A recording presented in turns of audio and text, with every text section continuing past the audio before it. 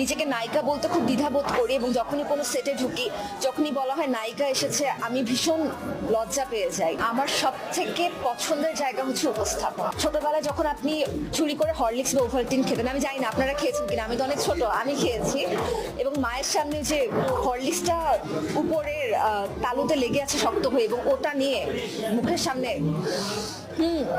এবং মা ধরে ফেলেছেন যে আমি হরলিক্সটা চুরি করে খেয়েছি। কিছু প্রেম অনুচ্চারিতও থাকে, কিছু প্রেম বিষণ্ণতার মধ্যেও থাকে, কিছু প্রেম দেশপ্রেম বা দেশভক্তির দিক থেকে থাকে। আমি আসলে নিজেকে নায়িকা বলতে খুব দ্বিধাবোধ করি এবং যখনই কোনো সেটে ঢুকি, যখনই বলা হয় নায়িকা এসেছে, আমি ভীষণ লজ্জা পেয়ে যাই যে আমি তো নায়িকা না, দিন শেষে আমি পারফর্মার। আমি যখন টানা আমি নাচের প্রোগ্রামগুলো করতাম, সেখানে আমি ডান্স পারফর্ম করতাম।